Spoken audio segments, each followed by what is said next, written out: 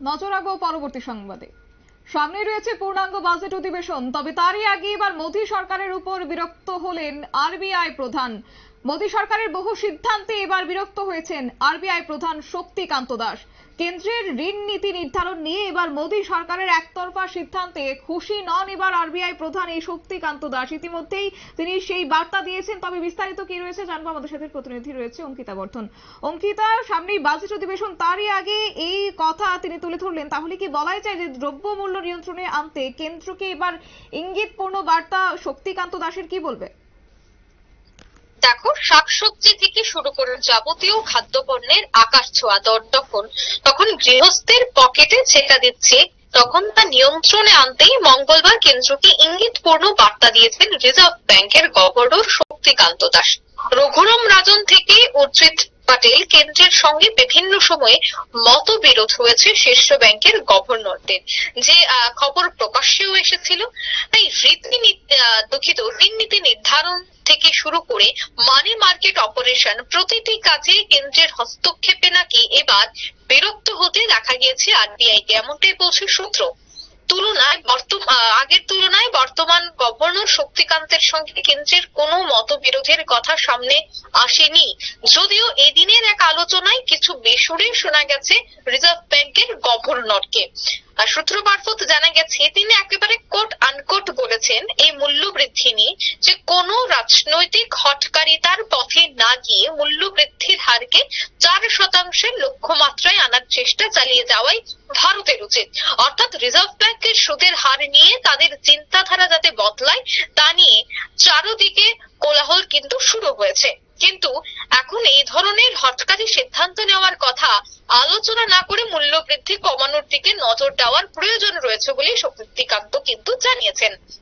এই মুহূর্তে reserve bank যাতে অবস্থান বদল করে তা নিয়েও আলোচনা শুরু করে দিয়েছে।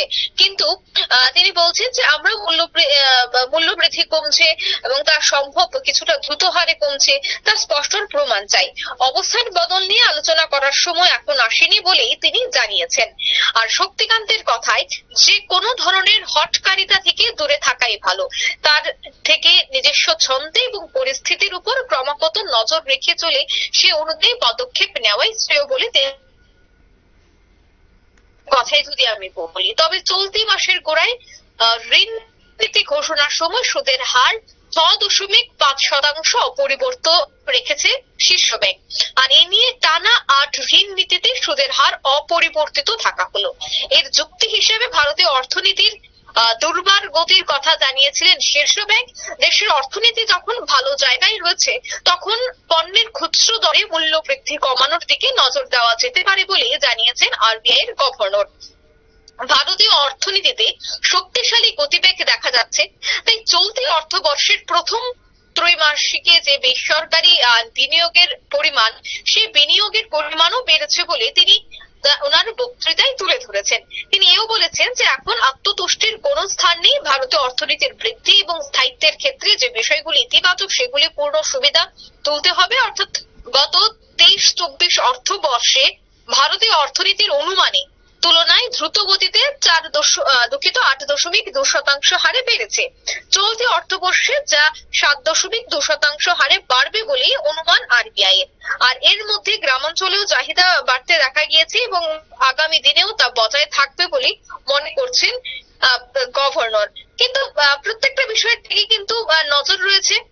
তারই মধ্যে এই যে শাকসবজির দাম থেকে শুরু করে বিভিন্ন যাবতীয় খাদ্যপণ্যের আকাশ ছোঁয়া দাম, সে সমস্ত বিষয়কে কেন্দ্র করে মানি মার্কেটিং বিষয়কে কেন্দ্র করে কিন্তু এবার শক্তিকান্ত দাস তিনি কেন্দ্রের হস্তক্ষেপে সামান্য হলেও বিরক্ত বলেই মনে করছে অনেকেই। সূত্র মারফত খবর যে উনি যে বক্তৃতা রেখেছেন তাতে অনেকটাই বিরক্ত ভাব ছিল।